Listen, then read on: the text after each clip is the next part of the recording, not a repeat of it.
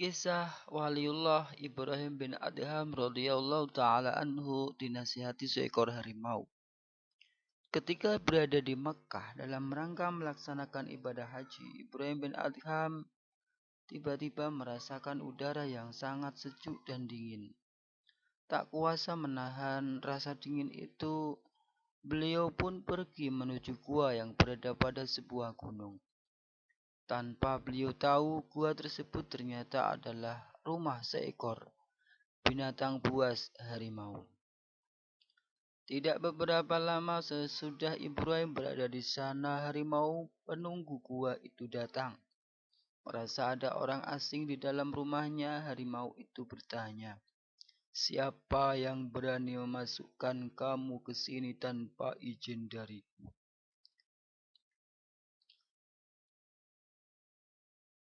Ibrahim bin Adham menjawab, "Maaf, aku adalah orang tersesat. Anggap saja aku ke sini sebagai tamumu." Harimau itu memaklumi, ia lantas tidur di samping Ibrahim. Oleh karenanya, Ibrahim merasa aman. Malam itu Ibrahim tidak tidur melainkan membaca Al-Quran semalam suntuk. Esok harinya ketika Ibrahim akan keluar di gua, tiba-tiba si harimau menasihati. Harimau itu menyarankan agar Ibrahim menghindari sifat ujub atau bangga diri.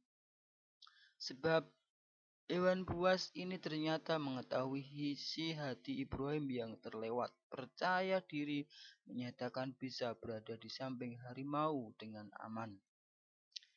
"Aku sebenarnya sudah 3 hari tidak makan apa-apa. Kalau engkau sebagai tamuku, niscaya aku pasti akan memangsamu," jawab si harimau.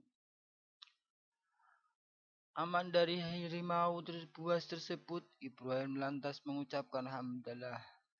Beliau keluar dari gua tersebut. Singkat cerita, kini ibadah haji yang dilakukan Ibrahim telah selesai dan beliau pulang ke rumah.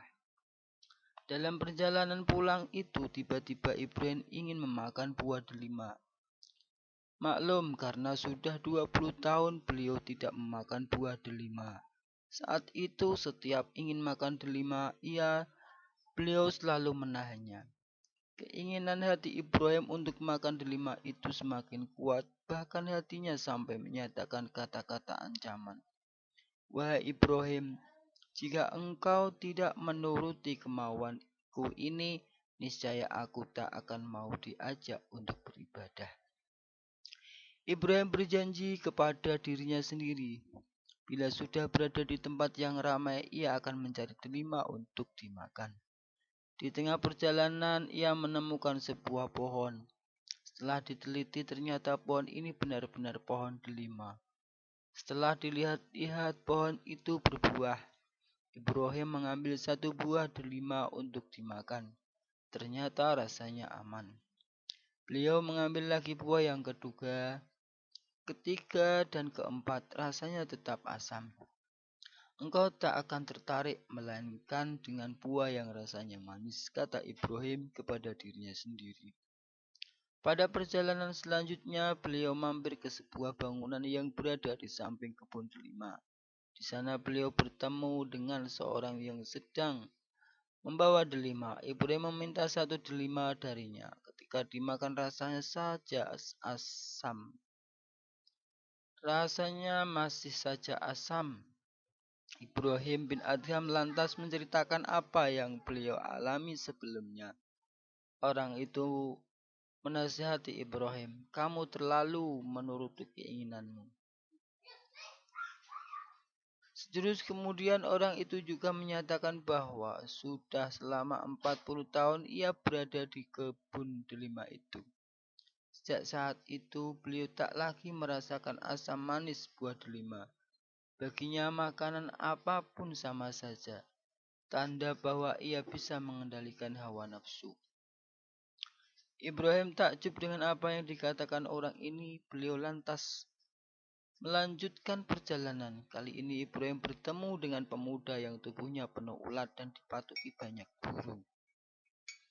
Melihat itu, Ibrahim lantas merasa bersyukur karena lebih beruntung dari apa yang beliau lihat.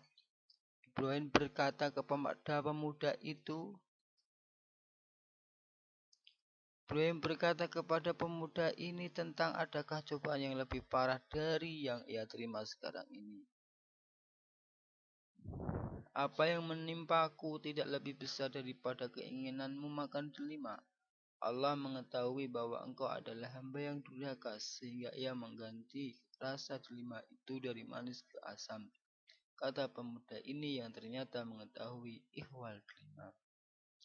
Nasihat pemuda ini membuat Ibrahim jatuh pingsan. Setelah siuman, Ibrahim bertanya kepada si pemuda, apakah engkau ingin berdoa agar Allah menyembuhkanku dari penyakitku ini? Pemuda ini justru mengatakan kalimat yang luar biasa. Ia menyatakan bahwa Allah adalah zat yang berhak berbuat apa saja. Sehingga ia pun ridho dengan keputusannya. Bahkan bila Allah suatu saat memotong-motong tubuhnya, maka ia akan semakin mencintainya. Subhanallah. Kisah ini terdapat dalam kitab An-Nawadir karya Ahmad Syihabuddin Al-Qulyubi. Nafa'anallahu bihi wa bi ulumihi fid daraini. Rabbana atina fid dunya hasanah wa fil akhirati hasanah wa qina azabannar.